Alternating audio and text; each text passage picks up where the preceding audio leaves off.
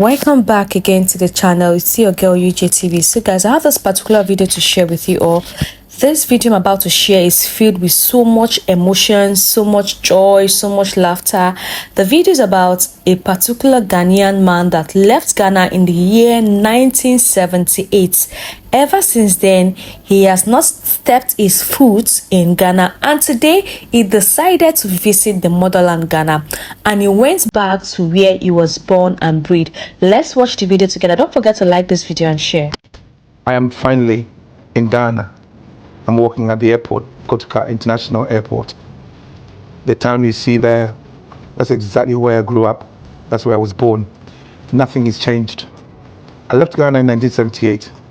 So even though I was born here, this really isn't my home.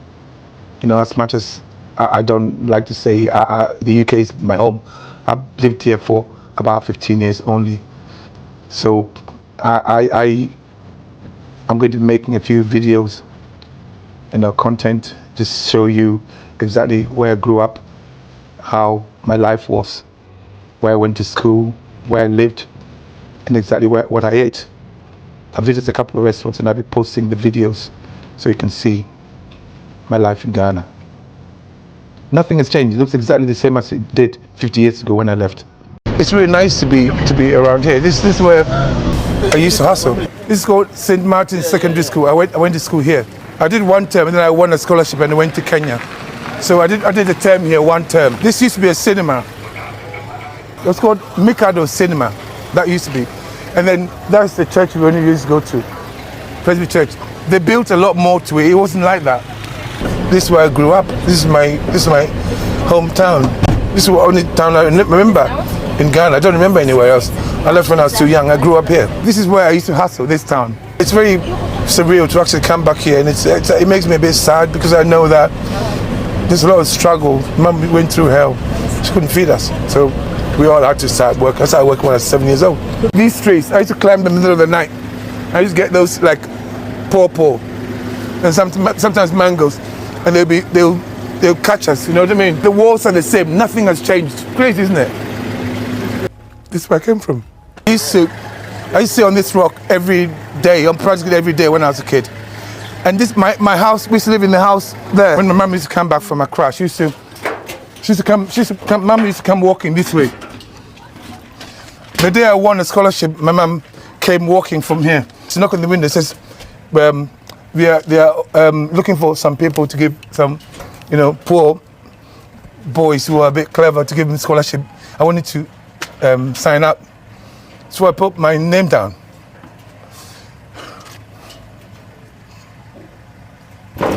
That was it.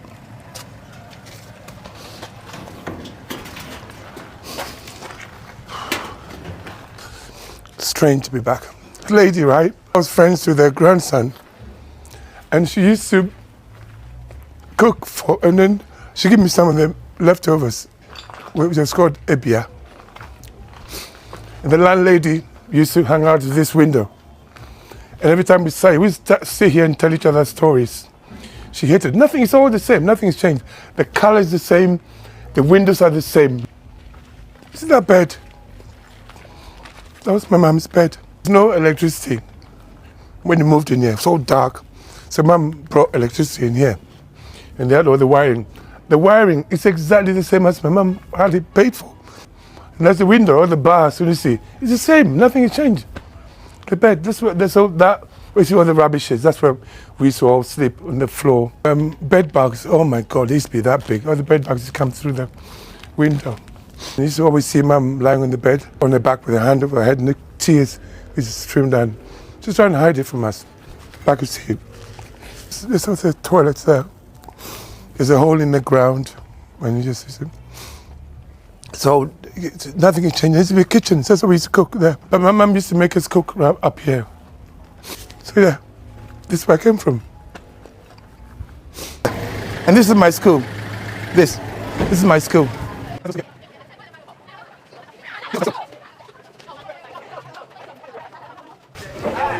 So I went to school here.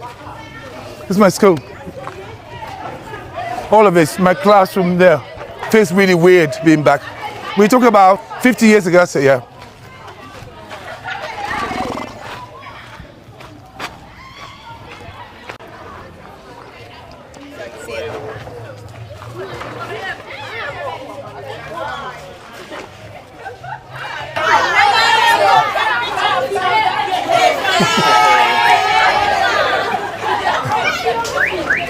When people ask me, is Ghana safe? I really want to laugh because I know that's coming from a person that's never known what it's like to live in a place that actually has peace and where you aren't racially profiled. You don't have to feel like it's a death sentence if you get pulled over by the cops.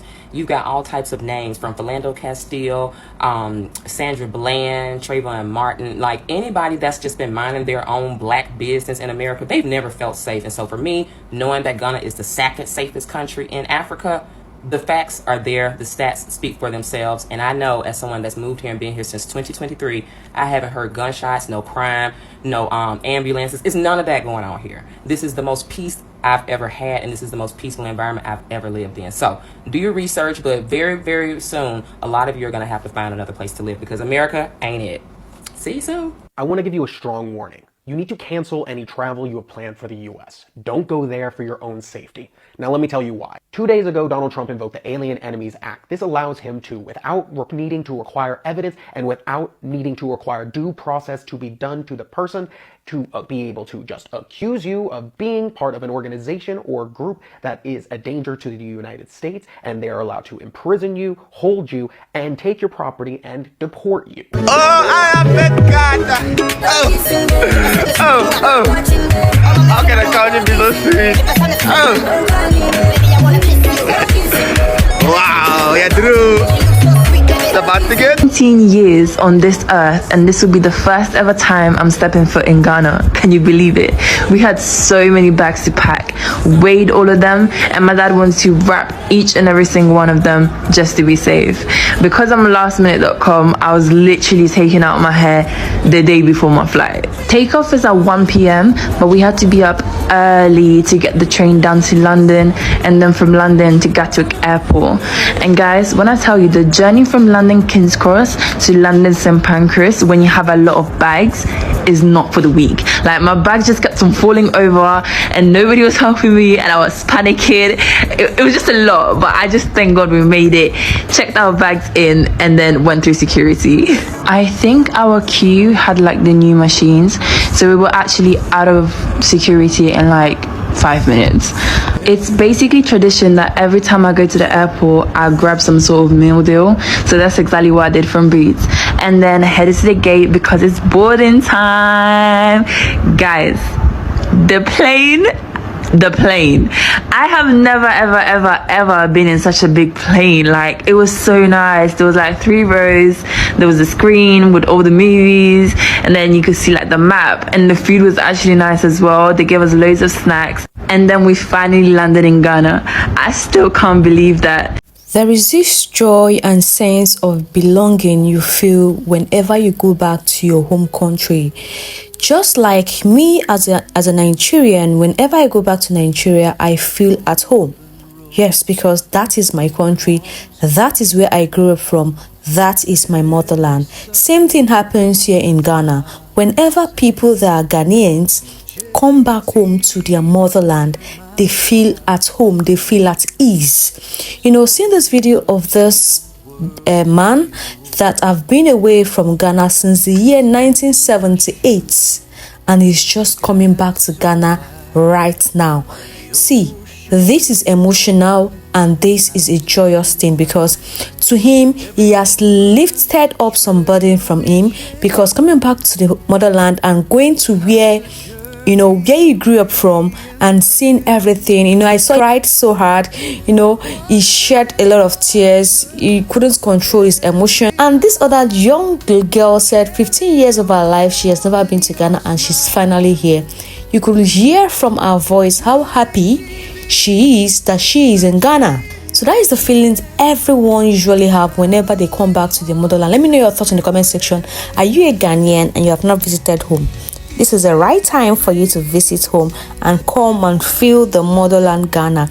I know a lot of people in diaspora are seen home, but due to one thing or the other, they have not been able to come back home to the motherland. But surely one day, that thing that is holding you back in America would be solved, or that is holding you back in Germany would be solved, and you can be able to come back to your motherland. Let me know your thoughts in the comment section. Like this video, share and subscribe. See you in the next one. Bye.